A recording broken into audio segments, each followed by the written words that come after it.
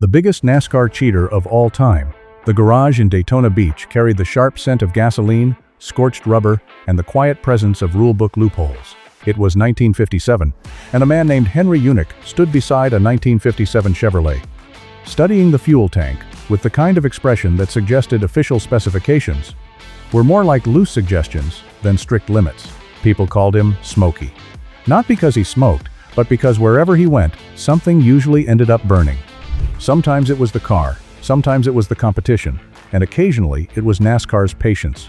Smokey Yunick won races, many of them, but the victories themselves are not the real reason his story matters.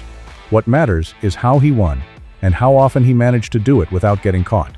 His philosophy was simple, and he repeated it often, publicly and without embarrassment. It's only cheating if you get caught, and he meant every word of it. To understand Smokey Yunick, you first have to understand what NASCAR looked like during the 1950s and 1960s. It was nothing like the corporate, sponsor-covered, tightly regulated sport we see today. Back then, it was organized chaos. The rulebook was thin, the enforcement was even thinner.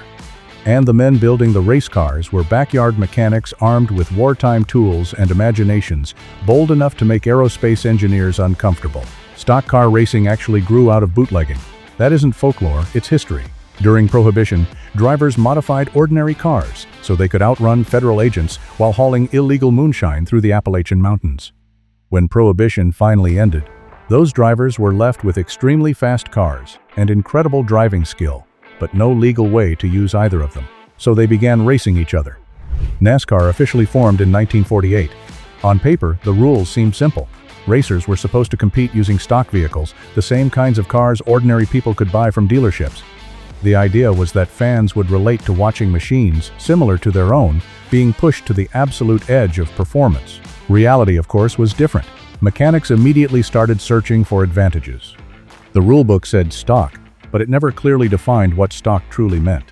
And into that gray area stepped men like Smokey Yunick. He was born in 1923 in Neshaminy, Pennsylvania. His family called him Henry. The nickname Smokey came later, though no one agrees exactly why. Some believed it described his fiery personality. Others said it came from his early days constantly surrounded by engines and exhaust fumes. Whatever the origin, by the time he arrived in Daytona Beach, nobody called him Henry anymore. His real mechanical education came during World War II. Smokey served in the United States Army Air Force as a crew chief working on B-17 bombers. That experience mattered. Maintaining aircraft engines during wartime teaches lessons ordinary mechanical training never does. You learn to improvise when parts are unavailable. You learn that official specifications are only starting points. And you learn that the difference between success and disaster often hides in tiny details no manual ever mentions. After the war, Smokey opened a garage in Daytona Beach. The location was no accident. Daytona had become NASCAR's home, and its beach had already hosted land speed record attempts since the early 1900s. The sand there was incredibly flat and tightly packed, perfect for speed. His shop quickly earned a reputation. On the outside of the building, painted in large letters, were the words, "The best damn garage in town." That wasn't marketing exaggeration. Many people believed it was literally true. Now, this is where the story becomes fascinating. Smokey Yunick understood something about racing that many competitors failed to realize. The rulebook clearly listed what you couldn't do, but it rarely explained what you could do, and inside that difference lived an entire universe of competitive advantage. His early NASCAR success came in the mid-1950s. He built cars for famous drivers like Herb Thomas and Fireball Roberts. Those machines were incredibly fast, suspiciously fast, yet inspectors could never quite figure out why. Early NASCAR inspections were extremely basic. Officials looked over the car visually, checked a few measurements, maybe weighed it, and then approved it for competition. They assumed stock meant untouched. Nobody expected someone to rebuild a vehicle from the frame upward while keeping it looking exactly like something from a dealership showroom. Smokey expected exactly that from himself. One of his first clever tricks involved the fuel system. NASCAR rules limited the maximum size of a fuel tank. Smokey's cars had tanks that perfectly matched the legal limit. But the fuel lines themselves were much larger than normal. Those oversized lines snaked throughout the car, secretly holding several extra gallons of gasoline. Technically, the tank was legal, but the entire fuel system carried far more fuel than inspectors realized. This trick established the pattern that defined his entire career. Find the rule, find the gap in the rule, drive a truck through that gap, One of the most famous incidents happened during inspection for the 1966 Daytona 500. Smokey arrived with a Chevrolet Chevelle. Inspectors discovered 9 separate rule violations. 9. They ordered him to return the car to his garage and fix everything.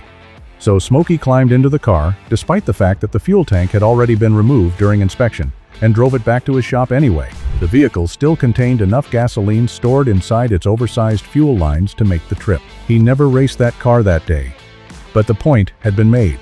Yet Smokey Yunick wasn't simply bending rules to win races. He was also an extraordinarily innovative engineer.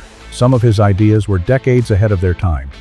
Automakers would later adopt concepts he experimented with inside that Daytona Beach garage, applying them to production vehicles years after he had proven they worked on the racetrack.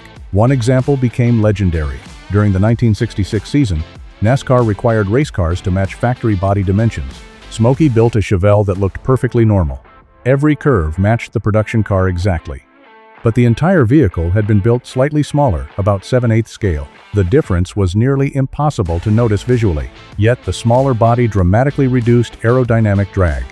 At speeds approaching 200 miles per hour, reduced drag directly increases speed.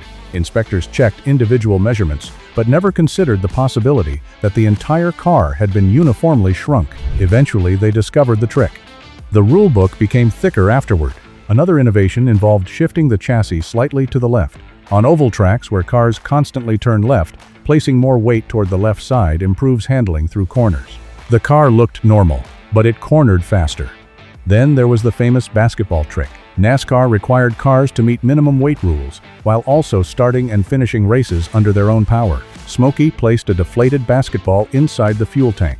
During inspection, the ball remained flat, leaving room for fuel, and allowing the car to meet weight requirements. During the race, the ball was inflated. That pushed additional gasoline into the fuel lines, effectively giving the car more usable fuel without increasing weight. More fuel meant fewer pit stops. Simple physics. Elegant deception. Another idea was the cool air intake system. Smokey understood that colder air is denser. Denser air contains more oxygen, which improves combustion and increases engine power. He routed the intake system to pull air from the coolest location possible, even passing intake tubing near air conditioning components to chill the air before it reached the carburetor. This wasn't cheating. It was simply smart engineering. Today, many modern engines use variations of the same concept. Smokey even experimented with moving the exhaust system to the left side of the car. Because NASCAR tracks are oval and cars constantly turn left, exhaust gases exiting on the inside of the turn created a small amount of thrust that slightly helped the car rotate through corners. The effect was tiny. But in racing, tiny advantages matter. Winning margins could be measured in fractions of seconds across 500 miles. Suspension tricks were another specialty. Smokey's cars passed inspection with proper ride height, but once the race began, the suspension gradually settled lower, improving aerodynamics by reducing airflow underneath the vehicle. The longer the race continued, the faster the car became. He also secretly used titanium parts where rules required steel components. Titanium is lighter and stronger. Painted to resemble steel, the parts passed inspection easily while saving valuable weight. In modern racing, these tricks would never work. Today's rulebooks stretch across hundreds of pages. Cars are scanned with lasers capable of detecting a 1 millimeter deviation from approved specifications. But during Smokey's era, enforcement depended largely on human observation. His philosophy was simple. If the rulebook does not forbid something, it is allowed. And if inspectors fail to discover it, then it cannot be considered a violation. That mindset made him controversial. Other teams complained constantly. They knew his cars were different but often couldn't prove why. Sometimes they did catch him. He was disqualified from races, fined, and had cars confiscated. None of that changed his behavior. To Smokey, penalties were just the cost of doing business. The wins were worth it. His relationship with NASCAR became a strange mixture of rivalry and respect. Officials often cursed him during race weekends, then studied his engineering ideas afterward.